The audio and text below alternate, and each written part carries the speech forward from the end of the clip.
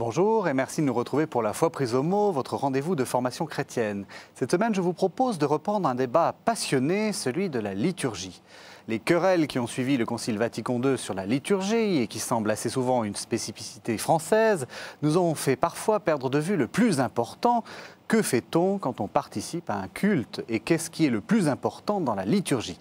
Pour discuter sur ce thème passionnant, deux invités. Monseigneur Marc Caillé, bonjour. Bonjour. Vous êtes l'évêque de Bayonne, l'Escar et Oloron.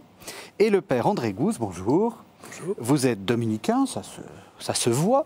Vous êtes également le compositeur de la liturgie chorale du Peuple de Dieu et vous êtes le fondateur du centre liturgique et spirituel de l'abbaye de Sylvanès depuis bientôt... Presque 40 ans. Presque 40 ans. Alors, je vous ai réunis là sur ce plateau parce que, comme je l'ai dit un peu en introduction, la liturgie, depuis le Concile Vatican II, a été l'objet de querelles, les pros, les anti. Il y a eu ce fameux motu proprio qui essayait de mettre un peu de paix dans tout ça. Première question un peu naïve, comment vous expliquez ce côté aussi important dans la liturgie, enfin ce côté presque identitaire de la liturgie? Qu'est-ce qui est si important? Pourquoi les querelles se sont focalisées là-dessus? Monseigneur Hayet, peut-être? Pourquoi les querelles se sont focalisées sur la liturgie? D'abord, vous savez que la liturgie, dans les dernières décennies, a une histoire qui a été caractérisée par ce qu'on appelait le mouvement liturgique et qui essayait en effet de... je crois que le point de départ serait presque le motu proprio sur la musique sacrée de Saint Pie X, Tra le sollecitudini, où il essaie de montrer comment la liturgie doit être la source d'une vie authentiquement chrétienne. En tout cas, qu'un esprit chrétien véritable doit puiser à cette source, dit-il, principale de la vie chrétienne, qu'est la participation à la liturgie. Voyez ? Et je crois que ce mouvement liturgique a abouti à une constitution Sacrosanctum Concilium, qui est un texte de très grand équilibre au Concile Vatican II, qui a promu par la suite une réforme liturgique qui voulait faire de la liturgie un lieu de plus grande participation des fidèles, pour peut-être rendre plus accessible aux fidèles, à la foi des fidèles et à la foi active des fidèles, le trésor de la liturgie. Alors c'est là que peut-être cette réforme liturgique a donné lieu quelquefois à des approximations, à des expériences parfois à la limite de la fantaisie ou de l'arbitraire, qui ont peut-être causé un certain nombre de durcissements d'un côté comme de l'autre, et en tout cas des souffrances et des oppositions. André Gouze, vous êtes d'accord? Oui, je suis assez d'accord sur l'analyse. Et c'est vrai que peut-être aussi, s'il y a eu crise de la liturgie, c'est aussi que durant les siècles qui ont précédé Vatican II, la liturgie s'était pétrifiée, souvent dans un ritualisme sec.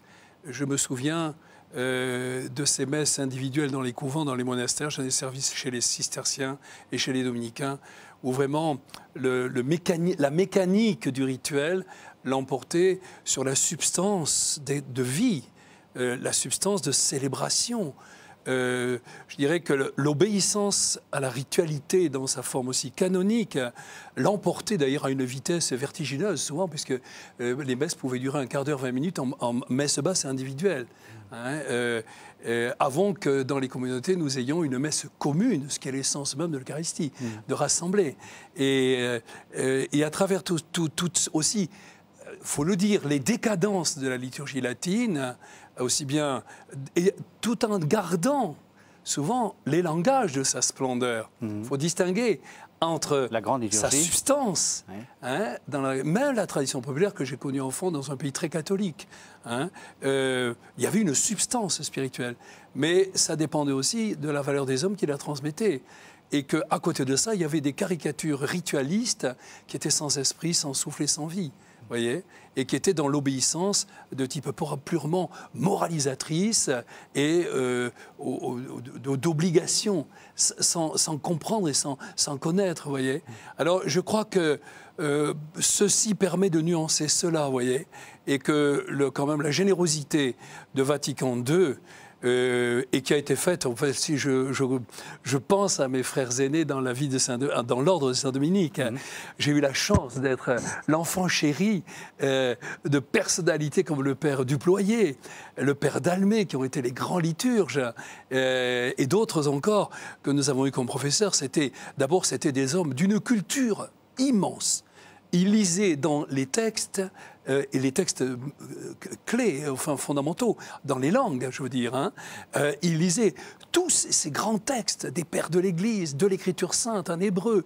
C'était des gens qui avaient la finesse, qui avaient les relations de sens à travers toutes les époques et qui ne s'arrêtaient pas à des coquilles. Les coquilles sont naturellement humaines, qui font partie des erreurs humaines dans les interprétations ou les ignorances. Et les ignorances pouvaient être grandes, vous voyez. Alors c'est pour ça que je pense qu'il était vital pour l'Église de passer par là, hein, mais que ça aurait pu être fait avec beaucoup moins de violence dans les réactions, ça aurait pu être fait avec un immense amour de la grande, substantielle, fondamentale mémoire de l'Église. Moi, je ne suis pas si sûr que la liturgie se soit pétrifiée dans les décennies depuis la moitié du XIXe siècle jusqu'à la réforme liturgique de 1970. Il me semble que dans les monastères, il y avait déjà, en particulier chez les bénédictins, un très grand effort de recherche de l'intériorité du mystère célébré dans la liturgie. Il ne faut pas oublier la grande réforme de Don Guéranger, qui est peut-être certainement à l'origine de cette réforme. Je pense que c'est plutôt dans la pastorale que nous avons parfois, faute de formation liturgique, en tout cas dans ces décennies qui ont encadré la Deuxième Guerre mondiale, plus perçu peut-être l'âme de la liturgie et peut-être réduit la liturgie à sa caricature. Je me souviens d'un bon mot de Don Éphrem, qui était un moine dans Calcate et qui était maître verrier, comme on le sait, et qui avait fait les vitraux de l'abbaye de Jouques, et sur des dessins de Mère Gallois. Et quand il voyait ces vitraux, qui étaient une commande des sœurs, donc il avait dû s'exécuter, il disait, vous voyez, dans les dessins de Mère Gallois, il y a la caricature et la transcendance. Mais dans le vitrail, on risque d'avoir gardé que la caricature et perdu la transcendance, parce qu'on l'a pétrifiée. Je pense que ce n'est pas le rite en lui-même tel qu'il avait été restauré, d'ailleurs simplifié, en essayant de retrouver la grande tradition romaine, de liturgie romaine, car c'est cela, l'œuvre liturgique de Don Guéranger. On se rappelle de l'année liturgique, qui est sa grande œuvre, son grand œuvre. Mais je pense que c'est la manière dont on a plus su trouver la transcendance à travers ce rite. Moi, je crois qu'un rite très codifié peut beaucoup plus libérer et le célébrant et les fidèles pour entrer dans le mystère qu'un rite extérieurement trop libre. Avec nuance. Alors Déjà, à propos de Guéranger, que j'aime beaucoup, j'ai été formé enfant, je vous l'ai dit tout à l'heure d'ailleurs, dans cette grande tradition grégorienne. Et c'est la langue de mon cœur, musicalement.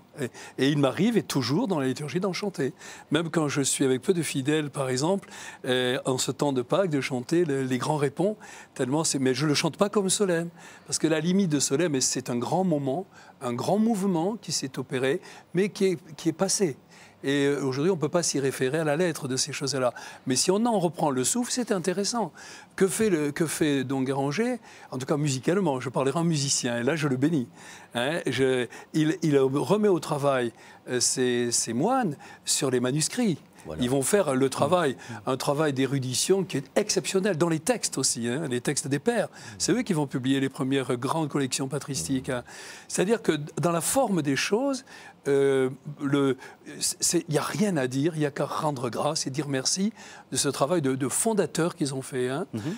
Soit dit en passant, par exemple, si aujourd'hui en France, on peut parler d'une musique française, de la création de la Schola Cantorum et jusqu'à Messiaen, c'est la redécouverte en force par les moines et grâce à eux, de la modalité et du chant grégorien qui, par sa liberté dans les échelles sonores, sortant de la tonalité classique, fait découvrir une autre oreille musicale, une autre écoute et dans le fond aussi une autre expérience intérieure de la musique. Alors tout ça, c'est positif. Rien ne doit être, comment dirais-je, évoqué à la serpe. Vous voyez, ça me paraît très important. Voilà, donc par un bout, et par une bonne moitié, moi je suis formé à cette école-là, et j'en vis encore. Et mon rêve actuellement, si j'avais le temps, je risque maintenant de n'avoir plus beaucoup devant moi, mais mon rêve, ça serait de repartir sur des thématiques grégoriennes, chantées par un soliste ou une scola, et ensuite des créations en français et en musique contemporaine, mais jouant exactement ce qu'ont fait en leur temps les Debussy, les Ravel, les Tournemire, ces gens-là. Alors je crois que l'histoire s'arrête jamais. Non, tout à fait. L'histoire s'arrête jamais, et les sources coulent toujours. Faut-il aller les chercher parfois sous les frondaisons où elles se cachent, hein? Et je crois que c'était précisément la grande sagesse de la Constitution Sacrosanctum Concilium, de montrer que des formes nouvelles étaient possibles, mais qu'elles devaient sortir d'une certaine manière, comme il était explicitement écrit, des formes existantes selon un développement en quelque sorte organique, pour bien montrer que la liturgie, comme la vie de l'Église, c'est-à-dire le mot tradition veut dire transmission, ce qui se dit de la vie, n'est-ce pas, est toujours en progrès à travers l'histoire. Il y a une vraie créativité qui trouve sa source dans l'âme de l'Église, qui est l'Esprit Saint, finalement, et sans rupture, de manière organique, avec un progrès continu. Et je crois que oublis quand même. Avec des oublis parfois. Il y a des recouvrements. C'est pas aussi. C'est jamais exhaustif. Voilà, je crois quand même que c'est une belle vision quand même du progrès de la liturgie. Alors moi, je mettrai, si vous permettez, pour dire simplement là-dessus, rebondir. Je dirais, dans le fond, il est dommage que dans l'Église catholique, on ait fait par révolution et par rupture ce qui se fait naturellement dans toute culture honnête, d'honnête homme, ce qui se fait par culture, où aujourd'hui un jeune universitaire peut étudier n'importe quelle époque avec l'a priori, tout simplement, ne serait-ce que pour lire, d'un regard d'abord de sympathie et d'accueil. Et je trouve dommage que le clergé souvent est idéologisé. Oui, des époques de la théologie, de la liturgie, etc., de tous les domaines de la vie chrétienne. Et ça, c'est peut-être la rigidité du cléricalisme. Voyez-vous, et qui passe là le cléricalisme de l'intelligence et de la culture. Alors que la société civile à ce niveau-là nous donne un exemple d'accueil, d'humilité, mais aussi de liberté réinventive des choses. Et c'est ce que je souhaite pour l'avenir de l'Église, que beaucoup de jeunes, beaucoup de chercheurs et beaucoup de fidèles se rendent compte que parce que nous sommes au Christ, tout est à nous et nous sommes à lui. Alors je vous propose de faire une première pause qui rappelle un peu, Père André Guz, ce que vous disiez de votre enfance où vous avez servi la messe. C'est un texte extrêmement connu, c'est issu des lettres de Montmoulin, c'est les 3 messes basses qui datent de 1886. C'est un peu un clin d'œil. C'est la 3e messe qui commence. Il n'y a plus que quelques pas à faire pour arriver à la salle à manger. Mais, hélas, à mesure que le réveillon approche, l'infortuné Balaguer se sent pris d'une folie d'impatience et de gourmandise. Sa vision s'accentue, les carpes dorées, les dindes rôties sont là. Il les touche, il est... Oh Dieu! Les plats fument, les vins embaument. Et secouant son gros lot enragé, la petite sonnette lui crie « Vite, vite, encore plus vite !» Mais comment pourrait-il aller plus vite? Ses lèvres remuent à peine, il ne prononce plus les mots. À moins de tricher tout à fait le bon Dieu et de lui escamoter sa messe. Et c'est ce qu'il fait, le malheureux. De tentation en tentation, il commence par sauter un verset, puis 2. Puis l'épître est trop longue et il ne la finit pas. Effleure l'évangile, passe devant le credo sans entrer, saute le pater, salue de loin la préface et par bond et par élan se précipite ainsi dans la damnation éternelle, toujours suivi de l'infâme Garrigou. Va des rétros Satanas, qui le seconde avec une merveilleuse entente, lui relève sa chasuble, tourne les feuillets 2 par 2, bouscule les pupitres, renverse les burettes et sans cesse secoue la petite sonnette de plus en plus fort, de plus en plus vite.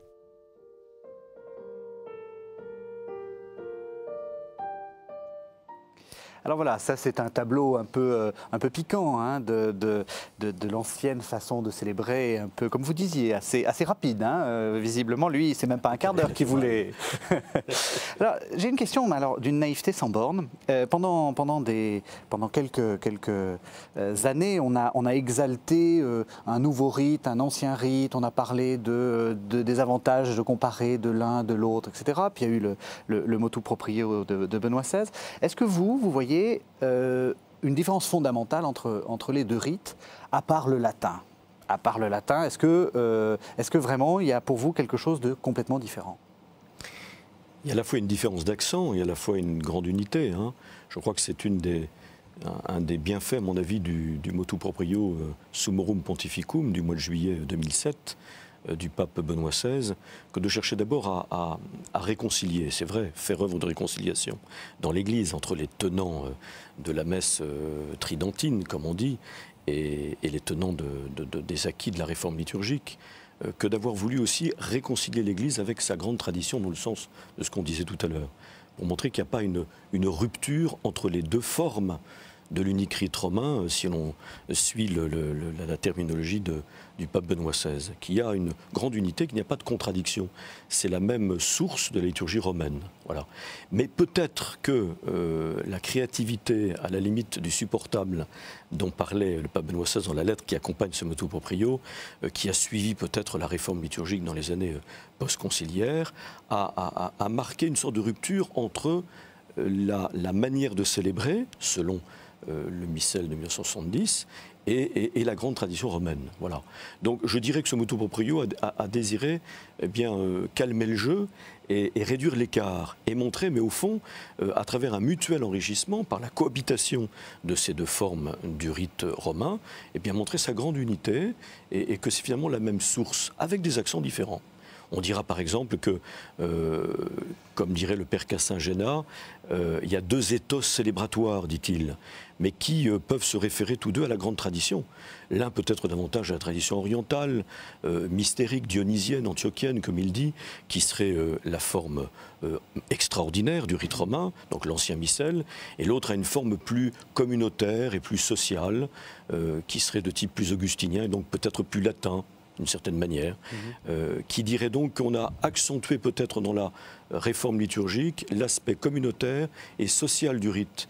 Mais on n'a pas pour autant voulu le faire en opposition à l'aspect plus hiératique et j'allais dire plus mystérique, qui était davantage l'éthos célébratoire de l'ancien missel. Oui, je mettrai des nuances aussi dans tout cela parce que c'est presque trop idylliquement positionné, hein, et que l'histoire de la liturgie latine, elle a aussi des choses plus obscures, plus chaotiques, elle n'est pas aussi linéaire, aussi lisse qu'on le prétend. Et il y a plusieurs époques avec des différences importantes. Si je prends certains ouvrages du Père Duployé, de tous ces maîtres de l'histoire de la liturgie, quand même, il repère aussi, il y a eu des ruptures de certains aspects fondamentaux à partir de certaines époques, et surtout dans le second millénaire. On peut dire que le premier millénaire de la liturgie romaine, la liturgie est simple, elle est très simple, elle a une qualité sur la liturgie orientale. Hein, elle est plus sobre, hein, et elle est très populaire en même temps. Hein, c'est un peuple qui célèbre. Il y a une dimension concélébrante dans le dialogue. Il n'y a pas encore toute cette armada cléricale qui va progressivement accaparer l'ensemble du culte, aussi bien dans le chant. On sent très bien dans les premiers siècles combien le peuple est invité à chanter. Le diacre, et qu'ont fait les dits réformateurs, si tant est qu'ils ont voulu être réformateurs, ou les restaurateurs. Ils ont voulu retrouver quand même aussi des éléments fondamentaux de la vie de l'Église. C'est pas le clergé qui célèbre. S'il n'y a que le clergé, comme les messes basses, auxquelles je suis allé durant ma petite enfance. Les trois messes basses. Les trois messes basses. Eh bien, quand même... C'est une affaire qui se passe entre le curé et le Seigneur. Oui. Pendant ce temps, les gens ne comprennent... Il n'y avait même pas de texte traduit en français à ce moment-là. Les gens ne comprennent même pas l'Évangile quand on leur annonce. Hein. Tout ça est dit à des vitesses vertigineuses parce qu'il faut aller vite, parce que les gens ne comprennent rien. Hein. Alors, je veux dire qu'il y avait des verrues sur tout ça, il y avait des affaissements de sens, il y avait des affaissements. Alors, ce mot n'est pas très aimé dans certains milieux plus conservateurs, des affaissements aussi graves du ministériel et pastoraux. C'est-à-dire qu'il est fondamentalement que ce qui touche de la relation du baptisé avec son Seigneur, passe pour pouvoir s'accomplir dans la communion de l'amour, passe aussi par l'éveil de la compréhension, de la connaissance, pour qu'il y ait véritablement adoration, pas une adoration simplement sentimentale et béate, hein, mais une adoration qui saisit, dans la mesure de la capacité des fidèles, mais qui saisit l'intelligence autant que le cœur, voyez-vous.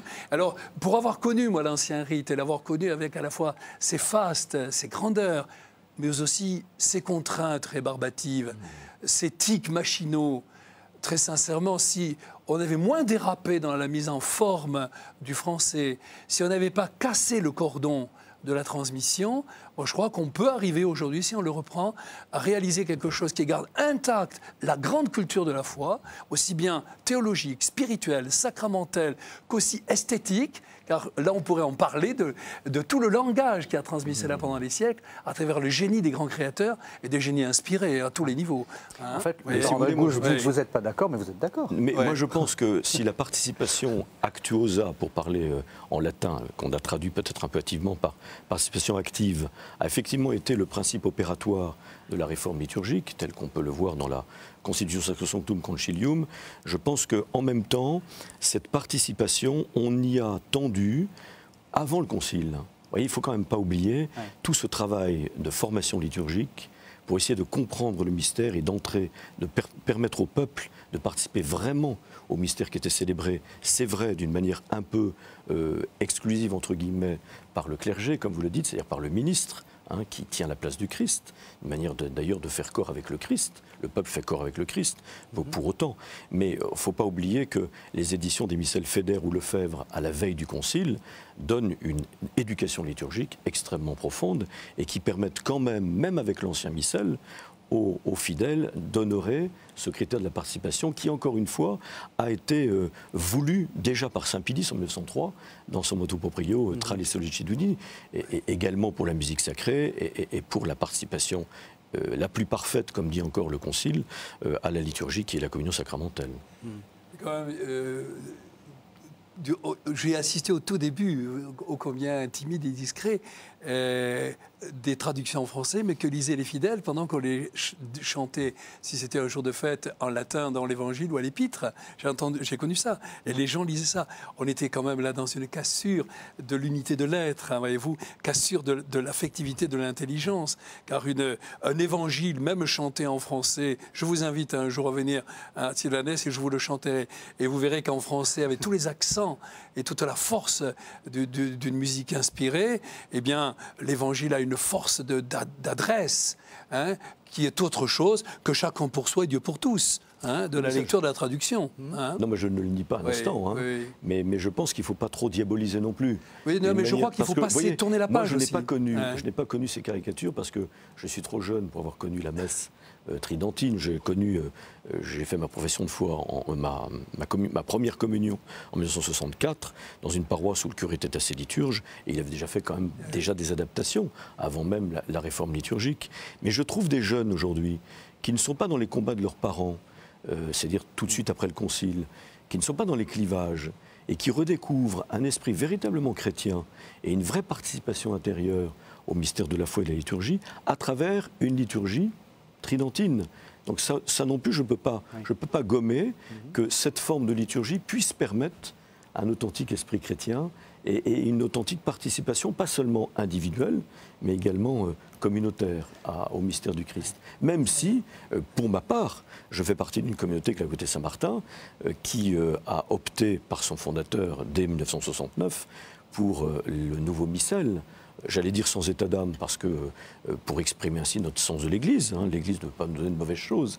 Mais c'est vrai, sans rupture par rapport à la grande tradition romaine, en utilisant le latin, le chant grégorien, comme le Concile le préconise, toute chose égale d'ailleurs, de manière à ne pas sentir ou plus exactement honorer cette grande continuité et ses acquis, en effet, d'une meilleure participation du peuple des fidèles. Donc vous êtes...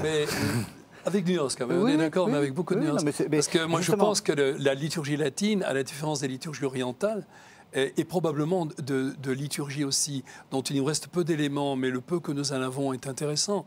Il y a eu des liturgies visigothiques.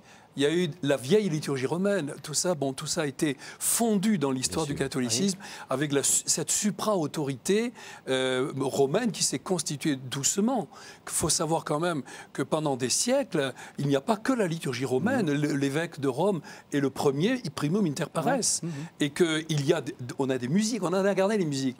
On a mis quelques textes dans des manuels plutôt de type patristique, ce qui montre bien que l'histoire, si on va aux sources, l'histoire de la liturgie liturgie est beaucoup plus complexe que de savoir ce qu'était la liturgie de mon grand-père ou de ma grand-mère. Vous comprenez? Et même bien plus et même au-delà de la liturgie, même à l'époque de Saint-Dominique, de Saint-François. Et que dans une époque d'œcuménisme comme le nôtre aujourd'hui, et qui capitale à l'échelle de la planète et de ses drames et de ses annonces aujourd'hui, et de la déchristianisation des peuples porteurs comme l'Europe, hein, il me semble qu'on doit être attentif aujourd'hui, tout en restant soi-même, tout en ayant la légitimité de beaucoup de choses, et y compris la légitimité d'aimer tout ce que vous avez évoqué. Ça, pour moi, c'est une liberté fondamentale. Mais en même temps, ne pas fermer les yeux et se dire que les enjeux de l'avenir aujourd'hui font qu'il y aura urgence d'ouvrir à tous les trésors un divin, comme disait Olivier Clément, justement, de l'Orient et de l'Occident. Et justement, ça c'est ma question, c'est cette question de la tradition. Qu'est-ce qu'on fait avec la tradition? Jusqu'où on peut innover? Quel est pour vous qu'est-ce que c'est que la tradition en fait? Parce qu'on a eu l'impression avec ces querelles liturgiques que les uns étaient très très très novateurs et que les autres étaient complètement paralysés dans un conservatisme. C'est quoi essayer d'inventer ou de perpétuer une liturgie qui soit adaptée à l'évolution du monde, Comment vous voyez les choses? La tradition, si on prend le terme étymologique, traditio, hein, qui vient de tradere en latin, ça veut dire transmettre. Donc il s'agit d'une transmission, comme je l'ai dit tout à l'heure, on parle de la transmission, la transmission se dit de la vie. Et la vie se transforme, mais s'enrichit sans cesse, au fur et à mesure de son histoire, parce que nous sommes aussi des êtres bien situés dans l'histoire. Donc il est évident que la tradition n'a rien à voir avec le conservatisme. On ne fait pas arrêt sur image. C'est impossible. On ne peut pas faire arrêt sur image pour la vie. La vie évolue nécessairement de manière ininterrompue. C'est ça la grande question, voyez. C'est la question de la rupture. Alors qu'est-ce qui fait que la tradition va permettre une transmission sans rupture? D'abord, elle a un sujet, la tradition. Et le sujet, c'est l'unique sujet Église. L'Église ne commence pas aujourd'hui et elle ne s'est pas arrêtée hier. Elle vit, elle grandit, l'Église, comme un sujet. C'est pourquoi d'ailleurs je dirais qu'il peut y avoir aussi dans une instauratio, que nous appelons restauration de la liturgie romaine en français, une sorte d'archéologisme dont il faut se garder. C'est pas parce qu'on retrouve des formes plus simples qu'on croit être, grâce à des études quand même sérieuses, celles des premiers siècles de la liturgie, quand la liturgie s'édifie, qu'on est meilleur. Le progrès, même avec des choses dont l'Église s'est enrichie au fur et à mesure de son expérience de foi, qui est à la fois celle de la prière et celle de l'adhésion au mystère, qui se désenveloppe au fur et à mesure de la vie de l'Église, peut être aussi un progrès, même si elle complexifie. Elle complexifie, mais peut-être aussi qu'elle permet ainsi d'entrer davantage dans le mystère, au-delà de la compréhension purement intellectuelle, par l'affectivité profonde qu'est le cœur, qui perçoit des aspects du mystère que la raison risquerait d'enfermer dans une compréhension trop rationnelle. Alors, avant que vous répondiez, Père Gouze, on va entendre une de vos compositions, qui est donc le psaume 2. Les rois de la terre se sont élevés contre le Messie. Et vous allez nous dire ce qui pour vous est ancien et ce qui pour vous est moderne.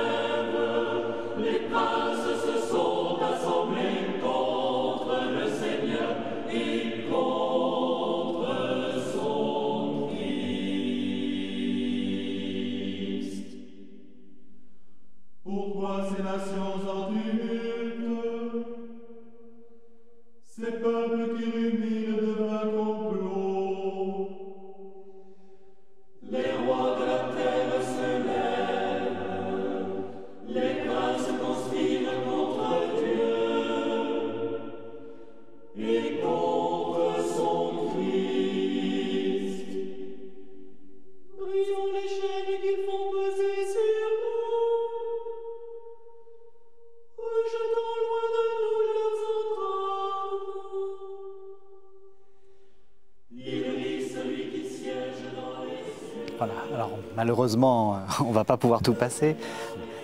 Moi, j'ai l'impression d'entendre un chant assez ancien, qui me rappelle du grégorien, qui me rappelle des influences aussi orientales.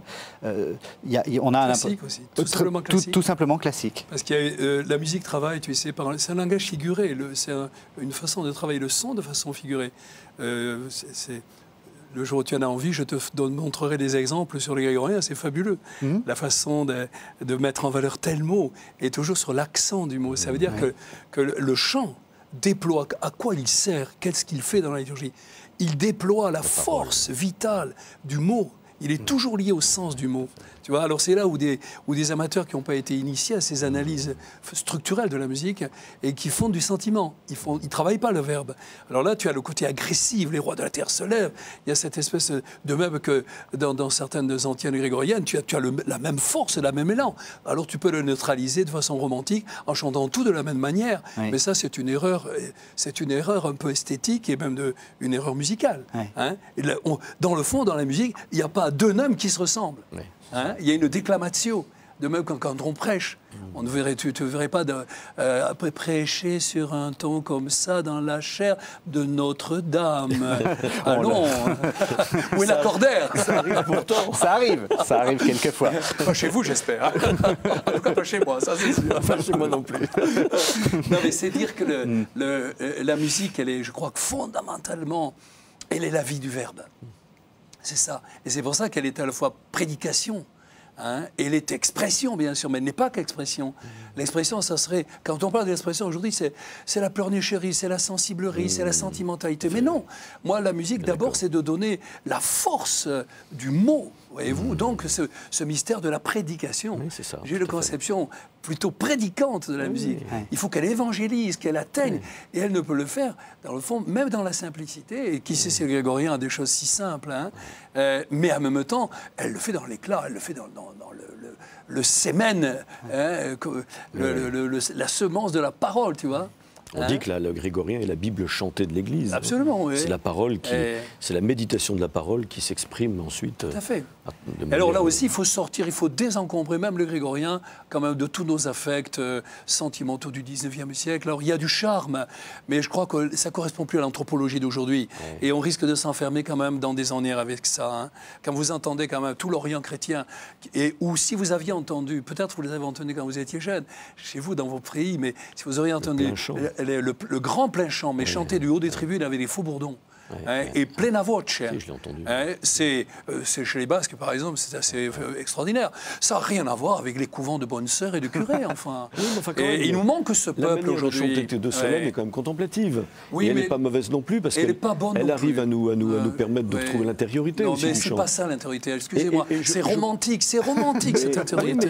Il y a quand même eu depuis le grégorien de l'origine, et même à Solesmes, il y a quand même une évolution, et on sent bien qu'on y met davantage, on fait davantage parler la parole. Oui. Alors, c'est vrai, mais il faut tout ça, j'allais dire, ça se rebadigeonne aussi, vous savez. Ouais. Il faut rafraîchir, demain qu'on rafraîchit les fresques, il faut rafraîchir les musiques de la liturgie aussi. Oui, mais qu'est-ce que c'est la contemplation? Voilà, c'est la question que j'allais vous poser. Dans votre livre, vous parlez beaucoup de mystère. Alors expliquez-nous un peu ce que c'est que le mystère. Le mystère, c'est sûr que c'est ce qui est caché. Oui. Hein. Et en même temps, c'est ce qui est appelé être dévoilé, puisque Dieu a dévoilé son mystère. D'ailleurs, il y a dans l'histoire de la théologie toute une dialectique entre le mystère grec qui insiste davantage sur ce qui est caché et qui est dévoilé, révélé par le Seigneur, et puis le sacramentum latin qui insistera davantage sur le dévoilement. Et je crois que c'est une dialectique finalement, hein, entre ce qui est caché et ce qui se dévoile. Et la liturgie a pour objet de nous faire entrer dans le mystère caché de Dieu et de l'amour de Dieu pour nous, mais en même temps de nous le révéler et de le manifester, pour que nous y entrions avec tout nous-mêmes, et sans que nous soyons tellement séparés de lui comme du tout autre, que finalement il n'est plus grand intérêt pour nous. Voyez. Donc je dirais que c'est cette ambivalence que la liturgie doit préserver, à la fois l'aspect dévoilement et révélation, à travers des signes qui disent quelque chose, à travers des paroles qui soient audibles et intelligibles, hein, à travers une musique aussi qui nous rejoint dans tout ce que nous sommes, dans notre corporéité comme dans notre intellectualité et dans notre affectivité spirituelle, j'entends. Mais en même temps, qu'elle puisse garder un aspect caché pour que nous ne prenions pas possession du mystère et que nous nous laissions adapter à un mystère qui nous dépasse et pour lequel nous sommes faits. Je vous pose une question. Que voulez-vous dire par qu'elle garde son aspect caché? Si, pour moi, le mystère, il y a cet aspect caché. S'il est le mystère, rien ne peut le violer, rien ne peut le posséder. Il ne se livre que dans le secret de la grâce au cœur de celui qui chante, au cœur de celui qui prie, au cœur de celui qui communie. Vous voyez, et c'est Dieu lui-même. Hein, quand je dis l'aspect caché, je veux dire par là qu'il faut quand même qu'il conserve, c'est que nos moyens de prise de possession de la réalité, du mystère, qui est la grande réalité, qui est la source de toute réalité, comme l'intelligence, comme la sensibilité, ne sont pas les seuls moyens qui nous permettent d'accéder au mystère. Il y a au-delà de la raison et au-delà de la sensibilité, une source intime en nous qui peut avoir une certaine affinité, par connaturalité, avec le mystère, que la raison ou la sensibilité pourrait empêcher et auquel elle pourrait faire obstacle. C'est pour ça que je dis qu'il n'est pas mauvais que tout ne soit pas intelligible et audible dans la liturgie, et qu'il peut y avoir des aspects qui échappent à l'intelligence et à la sensibilité, mais qui n'en permettront que mieux à l'apex mentis, comme diraient les anciens, le sommet de l'âme, par une sorte de connaturalité avec ce mystère qui est déjà en nous, par la grâce du baptême, eh bien d'y adhérer et de nous élever encore plus jusqu'à lui. Maintenant, c'est très bien, mais c'est facile, si vous voulez, comme tout ce qui est essentiel, d'ailleurs, je dirais. C'est très facile de passer sur un seul versant. Et que c'est toute la finesse de la transmission, c'est de tenir les deux. Voilà, c'est de tenir les deux. Et c'est toute la difficulté. Et c'est toute la difficulté, je dirais, de l'initiation spirituelle. Ce que les anciens appelaient l'initiation, aussi bien pour les sacrements, le baptême, etc. Alors c'est là où... justement, quel conseil vous donneriez à nos téléspectateurs, qu'ils soient prêtres ou qu'ils soient laïcs, on va faire les deux, justement pour être dans cette juste attitude. Alors on va peut-être commencer par les prêtres. Comment est-ce qu'on fait pour être dévoilé sans trop, enfin, comme vous disiez, en gardant une certaine forme de mystère, dans une liturgie qui soit juste? On va commencer par donc l'aspect des prêtres. Je dirais dévoiler, mais pas violer. Première des choses. C'est-à-dire qu'il faut que le texte, justement, nous le bénissions aussi pour ses secrets que nous ne découvrirons pas, pour les commentaires même que nous ne ferons pas. Je suis tout à fait d'accord avec que le texte nous résiste. C'est aussi important que de le violer. Et de toujours l'expliquer. Oui. C'est vrai qu'il y a une marotte aujourd'hui techniciste, de vouloir aller faire rendre aux choses, de les posséder complètement. Alors là, je parlerai à un artiste, la musique, elle est de l'ordre du mystère, parce qu'on peut la jouer 100 fois, 1000 fois, on ne se baignera jamais dans la même eau. Vous voyez ? Et il y a mystère parce que justement, il y a inépuisabilité du don de Dieu, à la fois dans sa parole, à la fois dans la rencontre de sa présence et la rencontre aussi des frères en sa présence. C'est-à-dire, sous tous ces angles-là, il faut à la fois nous offrir, nous donner. Dieu se donne, mais le don n'est pas l'accaparement. Et ça, je suis très sensible aux nuances que vous apportez et qui manquent aujourd'hui à des liturgies efficientes, bavardes, activistes, vous voyez, qui expliquent trop. Alors que le problème n'est pas toujours d'expliquer, mais d'évoquer. On est dans l'ordre du poétique. Je dirais que dans le fond, c'est la liturgie, souvent je la définis comme ce grand art. Ça reste un art, la liturgie. Du début jusqu'à la fin, par la nature des langages, vous voyez, mais aussi, je dirais, par le chemin spirituel. C'est le grand art dans le mystère d'aller en ligne droite vers Dieu, puisque dans la liturgie, il est là. C'est ça. Il ne faut pas que le célébrant prenne en otage de ces marottes, de ces tics liturgiques, de ses idées, de ses opinions, de sa sensibilité, de son esthétisme, le peuple des fidèles.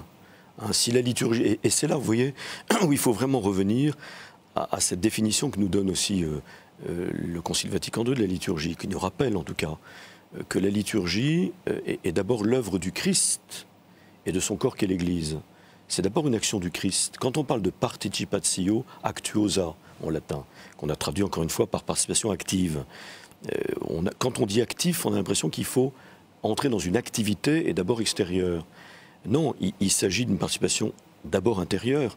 Il s'agit d'entrer dans une action qui n'est pas la nôtre, qui est celle du Christ, qui célèbre son mystère pascal, dont il est lui le sujet par excellence, voyez. Et il s'agit pour nous d'y entrer, alors avec ce que nous sommes, et c'est pourquoi il faut qu'il y ait une adaptation, c'est évident, voyez. Mais comment célébrer pour que nos célébrations soient le signe éloquent de la présence du Christ, qui accomplit son œuvre de rédemption, mais qui a son acte cultuel, son culte spirituel, pour pouvoir y entrer. Alors ça veut dire que l'Église donne des règles. Alors bien sûr qu'il faut une certaine souplesse, et il faut éviter en effet la pétrification dont vous parliez tout à l'heure, l'aspect un peu rigide ou psychorigide, on va dire, de la célébration de la liturgie. N'empêche que ces règles nous libèrent, et libèrent le peuple des fidèles.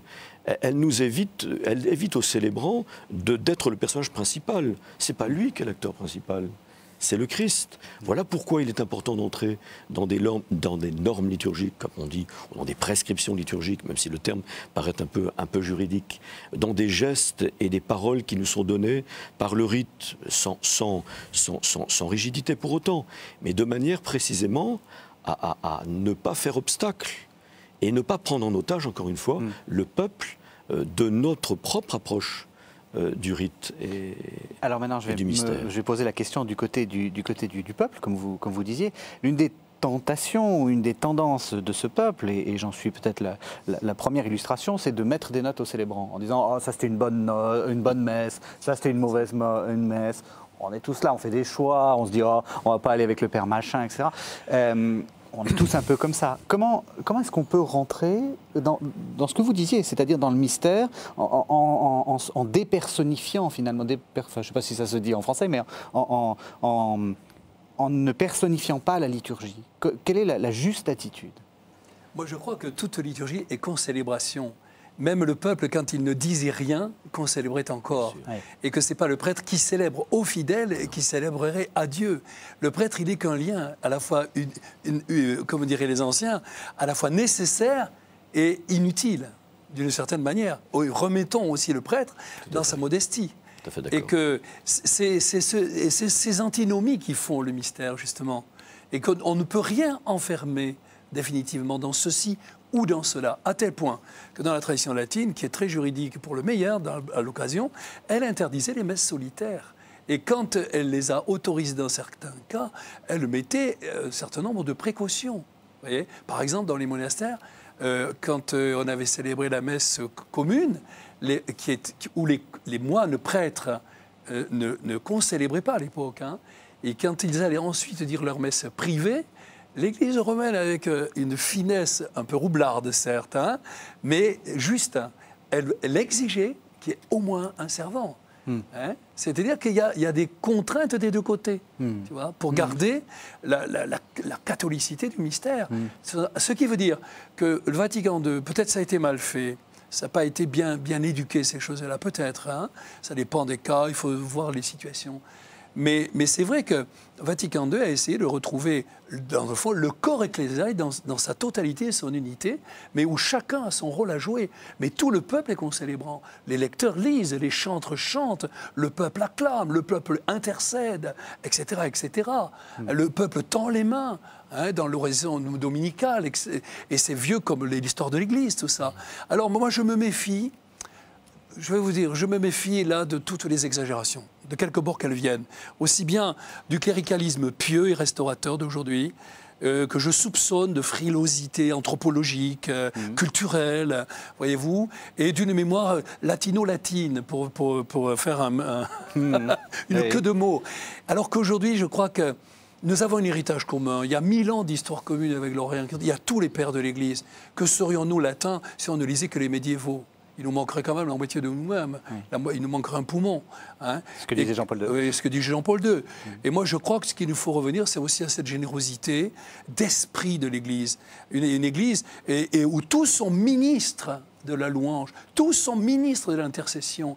Et seul le prêtre, parce que c'est tous ensemble, la tête sans le corps n'est pas le corps, et n'est pas le Christ. Des messes bavardes, répétitives, solitaires, dites au galop, tout ça pour faire tomber dans l'escarcelle de l'église et des sacristies les honoraires de messe, excusez-moi. Enfin, c'était un commerce. Un commerce. Oui. Alors, actuellement, oui, on en est loin. On en est mais très, très attention, loin. dans certains courants, on pourrait aussi y revenir. De même que dans certains courants, on a bradé des choses essentielles, dans l'autre, en croyant les sauver, on risque de les pétrifier, de les caricaturer. Et je trouve qu'aujourd'hui, il faut prendre la hauteur des propos. Alors comment est-ce que vous réagissez à ce que vient de dire le frère Gouzin? C'est la raison pour laquelle il est urgent de sortir de cette impression de rupture qui a conduit en effet à des antagonismes et qui a conduit aussi à des durcissements de part et d'autre. Et on est sorti finalement de ce bel équilibre, car je crois profondément que la réforme liturgique telle qu'elle a été pensée par la Constitution Sacrosanctum Concilium est un très bel équilibre précisément. Et on est passé à côté parce qu'on est parti dans une liturgie beaucoup plus moins attentive au mystère, dirons-nous. Et ce qui a causé cette réaction d'une crispation sur le mystère, peut-être. Donc aujourd'hui, je crois en la sagesse et en la charité du pape Benoît XVI, que de faire cohabiter ces deux formes ordinaires et extraordinaires de l'unique rite romain pour un mutuel enrichissement, de manière à ce qu'on réapprenne à vivre ensemble, qu'on réapprenne à se considérer avec respect et charité, et que l'on puisse réapprendre les uns des autres ce que certains n'ont pas découvert ou que d'autres ont perdu. Et peut-être pour un nouveau mouvement liturgique qui peut naître de cette cohabitation et de ce mutuel enrichissement, et peut-être, si l'Église le croit bon, eh bien, une nouvelle réforme. Je ne dis pas une réforme de la réforme, comme disait le cardinal Ratzinger, mais pourquoi pas? De toute façon, la liturgie est toujours susceptible d'évoluer, et même au bout de 40 ans. Alors je vous propose de faire une dernière pause en entendant le Magnificat que vous avez composé. Et puis je vous poserai une dernière question. Donc on écoute le Magnificat qui est issu du CD, Ô Marie, ne pleure plus.